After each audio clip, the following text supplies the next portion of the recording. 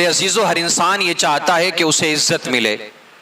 ہر انسان کی یہ خواہش ہوتی ہے کہ اس کی عزت کی جائے، چھوٹا ہے تو بھی یہ تمنا کرتا ہے کہ اسے عزت ملے، چھوٹے بچے ہیں ان کی بھی یہی تمنا ہے کہ انہیں عزت ملے، اگر کوئی بڑا شخص ہے وہ بھی یہی چاہتا ہے کہ اسے عزت ملے، اور آج کل تو آپ دیکھیں کہ فقیر بھی یہ چاہتا ہے کہ اسے اگر کچھ بھیک دی جائے تو وہ عزت کے ساتھ میں دی جائے،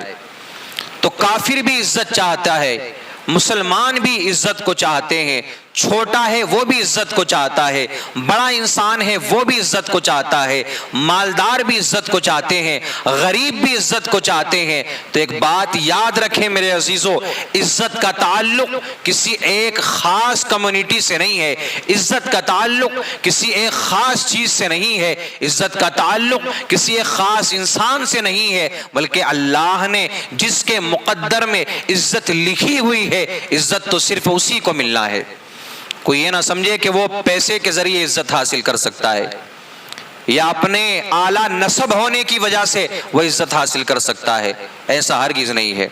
اگر آپ کے نصیب میں ذلت اٹھانا ہے تو پھر آپ ذلیل و خوار ہی رہیں گے۔ اب عزت کی بھی دو قسمیں ہیں، ایک عزت تو وہ ہے کہ جو دنیا والے اپنی طرف سے دینا شروع کر دیتے ہیں،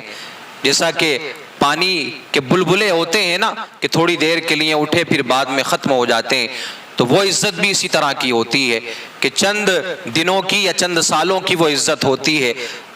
پھر جو لوگ عزت دیتے ہیں وہی لوگ ایسے انسانوں کی بے عزتی کرتے ہوئے نظر آتے ہیں۔ مثال کے طور پہ آج آپ دیکھتے ہیں چناؤ ہوتے ہیں کہ کوئی ودھایک بنا، کوئی سانسد، کوئی سی ایم، پی ایم، کوئی پردھان، کوئی سرپنچ، اسی طریقے سے اب یہ 5 سال یا 10 سال اس کے بعد میں جب یہ کرسی سے ہٹے عزت ختم ہوئی، پھر ان کے بعد میں آنے والے لوگ کہ جن لوگوں نے ان کو پہلے اپنا رہنما چنا تھا، ان کی عزت کی تھی، وہی لوگ ان کو جیل میں ڈالنے کی تیاری کرتے ہیں۔ یہ تو دنیاوی ایک عزت ہے کہ جو دنیا کے لوگوں نے اپنی طرف سے عزت دینا شروع کی تھی، یہ اشتہاری عزت ہے، تھوڑے دن کے لیے رہے گی، اس کے بعد میں ختم ہو جائے گی، لیکن حقیقی عزت وہ ہے جو اللہ رب العزت عطا فرماتا ہے۔ اللہ رب العزت جس کو عزت عطا فرمائے، حقیقی وہ عزت ہے، وہ ایسی عزت ہے کہ آپ دنیا میں رہیں تب بھی لوگ آپ کی عزت کرتے ہیں، انسان تو انسان، فرشتے بھی آپ کی عزت کرتے ہیں، جانوروں کے دل میں بھی آپ کے لیے عزت ہوتی ہے۔ جب آپ اس دنیا سے چلے جاتے ہیں، آپ قبر میں ہوں، پھر بھی اللہ کے بندے انسان آپ کی عزت کرتے ہوئے نظر آتے ہیں۔ آج آپ دیکھیں غریب نواز رضی اللہ تعالیٰ عنہ، کتنی عزت ہے، کئی سو سال گزرے ہوئے ہو گئے، جب دنیا میں تھے تو انسانوں نے بھی عزت کی، جانوروں نے بھی عزت کی،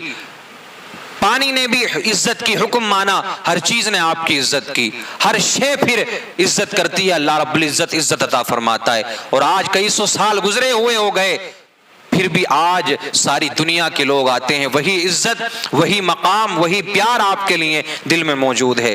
اعلیٰ حضرت کی محبت دیکھیں، اعلیٰ حضرت کی عزت دیکھیں، صابر پاک ہیں، اسی طریقے سے تمام اولیاء کرام کے جن کو اللہ نے عزتیں عطا فرمائی ہے۔ تو میرے عزیزو، عزت و ذلت کا معاملہ یہ دست قدرت میں ہے، ہم کسی کو بنائیں گے تھوڑی دیر کی وہ عزت ہوگی۔ اور آج کی جو بالکل تازہ مثال ہے کہ ایک وہ شخص کہ جس کو کوئی جانتا تک نہیں تھا، جس کو کوئی پہچانتا تک نہیں تھا، لیکن وہ اللہ کی راہ میں نکلا، اللہ کے گھر کا دیدار کرنے کے لیے نکلا، پیدل حج کرنے کے لیے نکلا، کہ جس کو کچھ دن پہلے تک کوئی نہیں جانتا تھا، کوئی عزت و وقار اس کے پاس میں نہیں تھا، لیکن آج دیکھو ساری دنیا اس کو جانتی ہے، اور جہاں بھی وہ پہنچتا ہے لوگ اس کے راستے میں پھول بچھاتے ہوئے نظر آتے ہیں، کوئی ہاتھوں کو چوم رہا ہے، کوئی اس کے جسم کو چوم رہا ہے، کوئی اس کے قدموں کو چوم رہا ہے، کوئی اس کے دیدار کے لیے بھیڑ کو چیرتا ہوا آگے بڑھ رہا ہے۔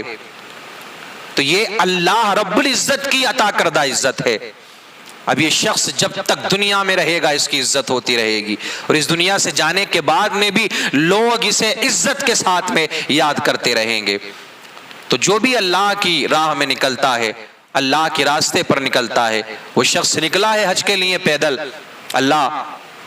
اس کے سفر میں آسانی عطا فرمائے، تمام مشکلات کو اس کی دور فرمائے، بلکہ یوں کہیے کہ وہ سفر میں ہی ایسے نکلا ہے کہ مشکل آنے کا تو کوئی سوال ہی پیدا نہیں ہوتا۔ اللہ کی راہ میں وہ نکلا ہے، اللہ اس کا نگہبان ہے۔ عزت حقیقی یہی عزت ہوا کرتی ہے کہ جو دنیا میں بھی لوگ کریں اور مرنے کے بعد بھی، ورنہ آپ کتنے بھی اعلیٰ نسب ہو، آپ نے نہیں دیکھا ابو لہب قریشیون نسب ہونے کے بعد بھی